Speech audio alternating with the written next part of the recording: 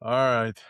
Might as well start off with the bad news. Just like dump on me all you want. All right. Just pile on. I mean, the other day in the gym, I didn't take offense to it or anything else like that, but you were discussing our challenge with another client Saturday morning. I don't know if you remember. You just looked at me and you just said, "Go away, old man. Did I say that? You should have been doing 20,000 steps and watching your nutrition." And I just turned around and walked away. I didn't know what else to do. I had no comeback, none. Yeah. So you're pretty close, though, right? Mhm. Yep.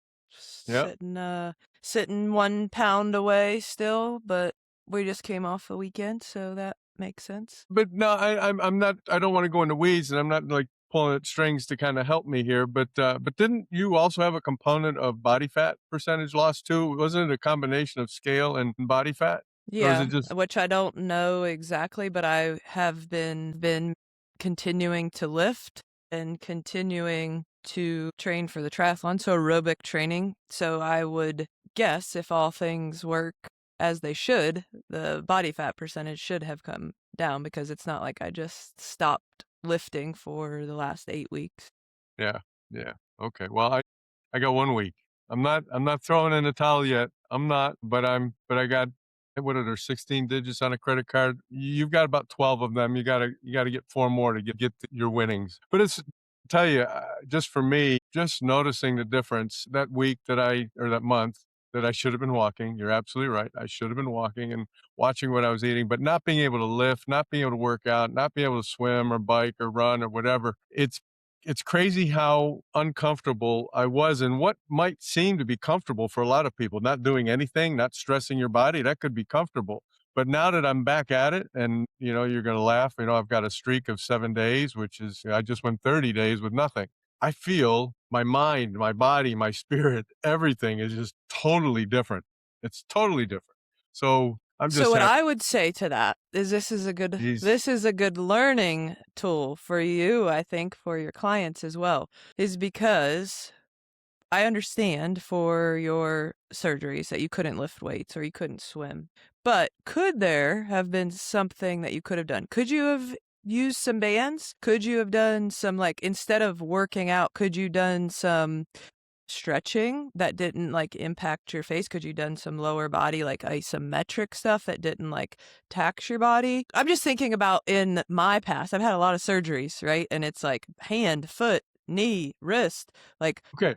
so it's like, can you adapt and still get that same feeling of like you're doing something, you're working your body to the capacity or to the ability that it has at that point in time? While it might not be a normal workout, potentially we could have, because we'll have clients, right, that will have a surgery or they will have a vacation or they will have a pregnancy or they will something. And it's like, well, maybe we can do something that gives you the closest feeling to that. I get it. So I do. And I will say the prescription was this. And I was kind of worried about my sight. They said just pressure in the head, bending over would create an undue pressure behind the eyes, which could impact my sight. They had me scared to death that if I moved, beyond getting up and out of a chair, they said nothing over a gallon of milk, right? You can't lift anything heavier than a gallon of milk. So I get it. I get what you're You could saying. have And got up and out of that chair 100 times, and there you got 100 squats. okay, can we get on to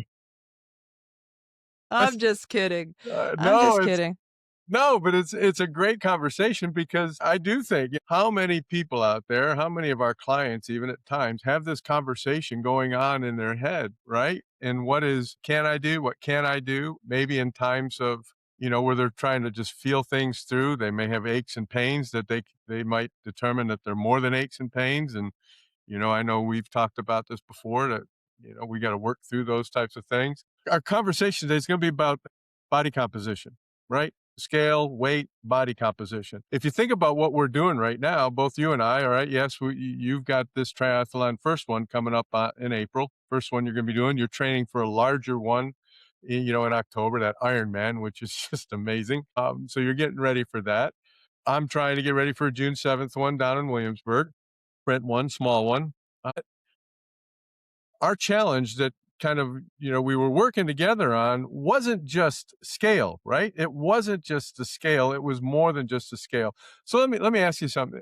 The clients that you talk to, whether you first meet them, whether you're in a consult, there's probably a couple things that they bring up as far as goals, as far as maybe results that they're looking for. What would you say that the top two are? Usually, well, they always say they want to lose weight most of the time. Or on the flip side, maybe we have from the it usually happens more with males, but they want to change the way their body looks. But ultimately speaking, it's the way the body looks is what people want to change. They don't like the way they look. Yeah, yeah. So here they are. They step on a scale. They see a number on the scale. Then they look up from the scale in the bathroom, and there's the mirror, and they go, "Holy crap! All right, I want to be different. I want to look different. I want to feel different." But what's driving that emotion? Would it be fair to say is that number that's on the scale? Yeah. Yeah. And they, So they walk in and they say, I'm 180 pounds. I want to be 130, mhm. right? Whatever it might be. They give you a number, or they have a goal that they want to achieve.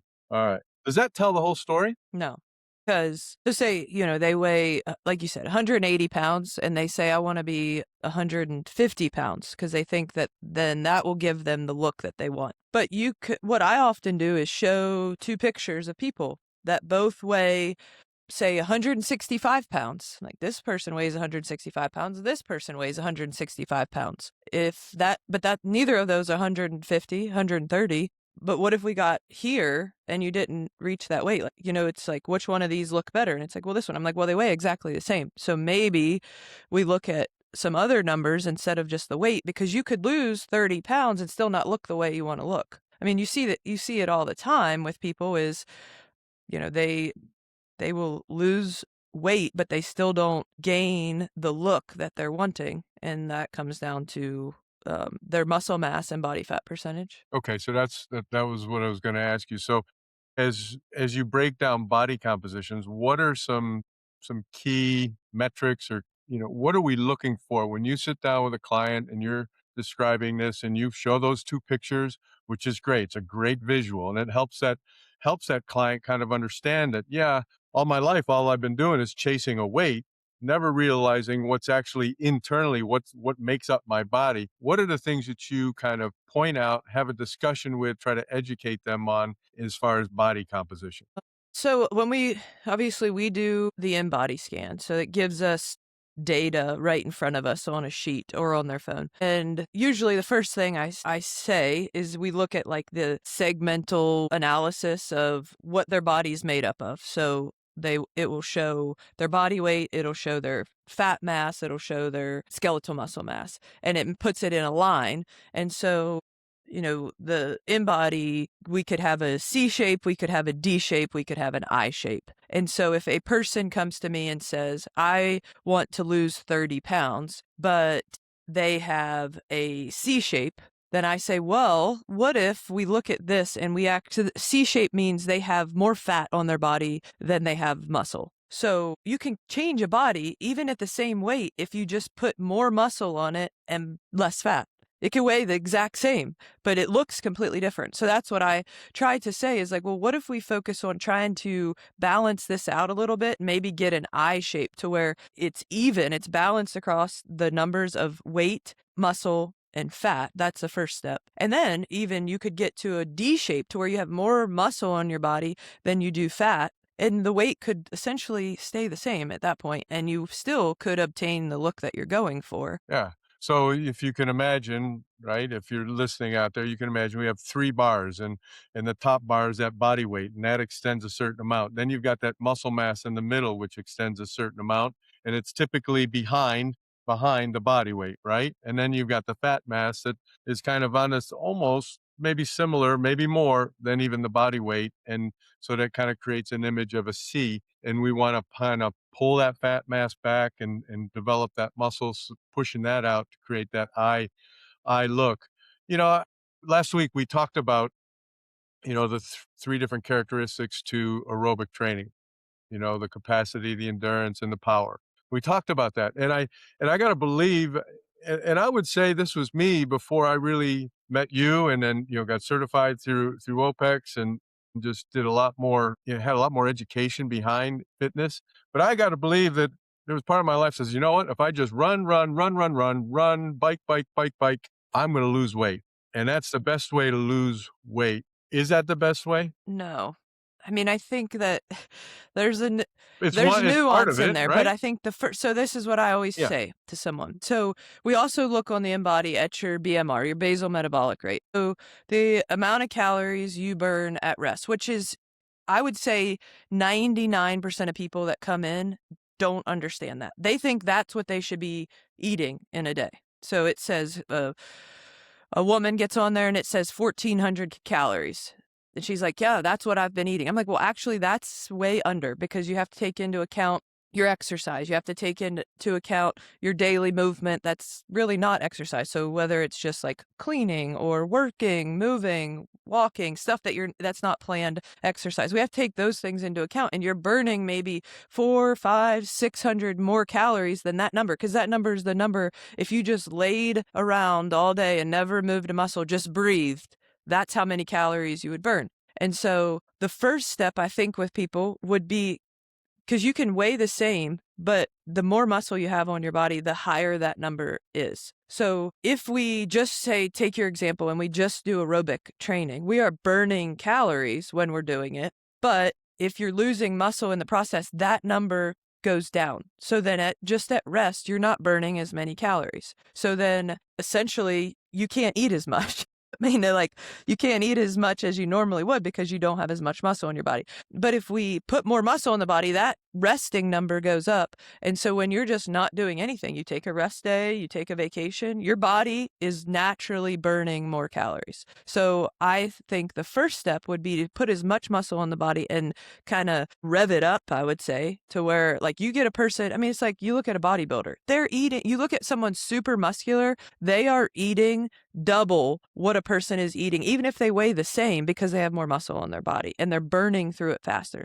So the goal would be to put muscle on the body, get that number ramped up, and then I mean, we always need aerobic work, but if then it comes down to the point where we're just trying to get a calorie burn in, then that's where aerobic work can help you lose body fat, because you already have the muscle there. You already have the foundation. Yeah.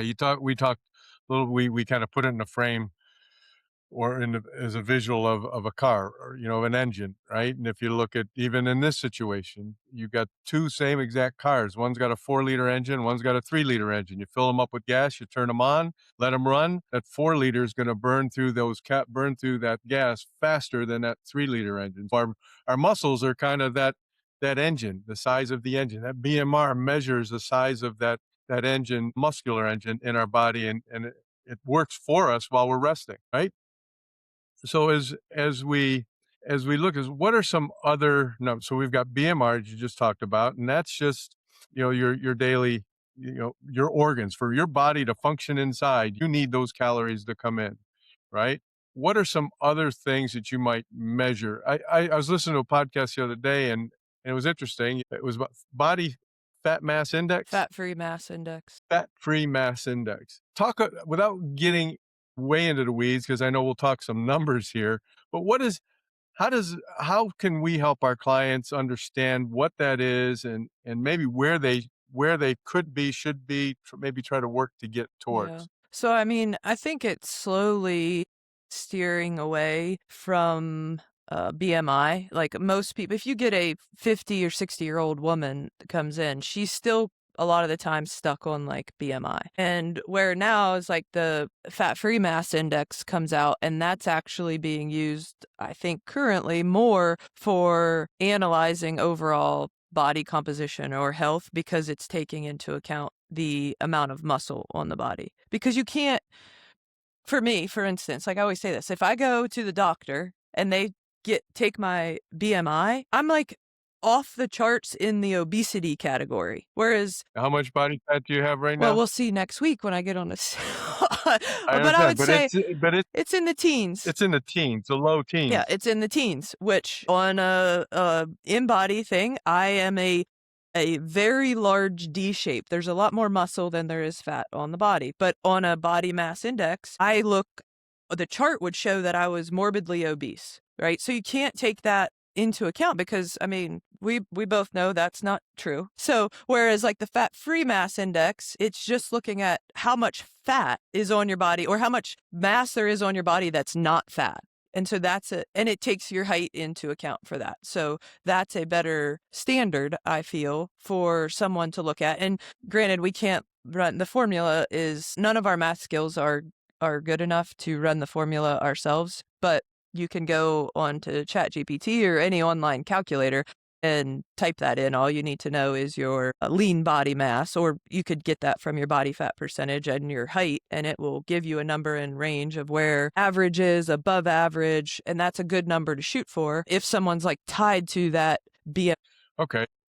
We want to help our, our listeners or our clients, whoever they may be, understand that whatever that scale is saying, it doesn't tell the whole story. And we got to dig a little deeper. I think it's one of the benefits of having a coach, having someone like you, someone that has that knowledge and experience that can help an individual walking in and just say, no, that 1400, that's just what you need, right? To live. Okay. And you got to take into consideration what you're doing, that non-exercise activity and those types of things, and factor all that in.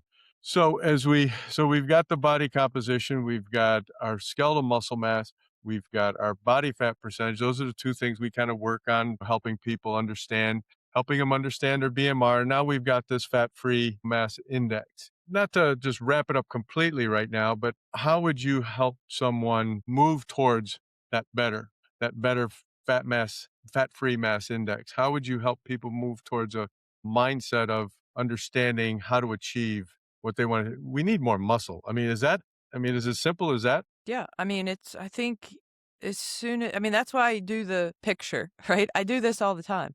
And it's like, this is a person that weighs 170 pounds. Would you be happy if you looked like this person? Not to play the comparison game, but that's ultimately what they're chasing is a look. So it's like, would you be happy if you look like this? Well, this person has 80, 90 pounds of skeletal muscle mass on their body. To look like that, you need to put more muscle on your body. And then you know what you get to do?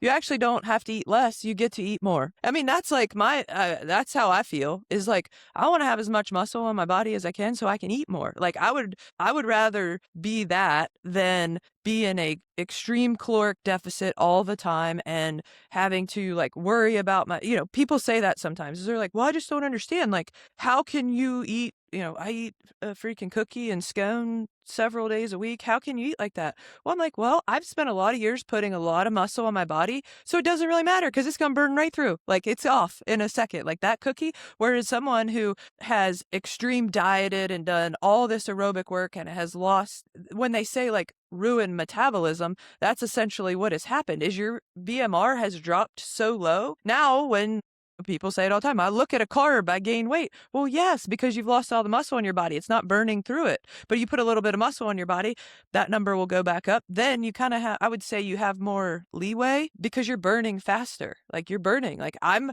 me at, and I don't want to compare myself, anybody at hundreds, if they have 12% body fat, they take the same person at 30% body fat. That person, when they're not doing anything, just standing, is burning way more calories, not doing a thing.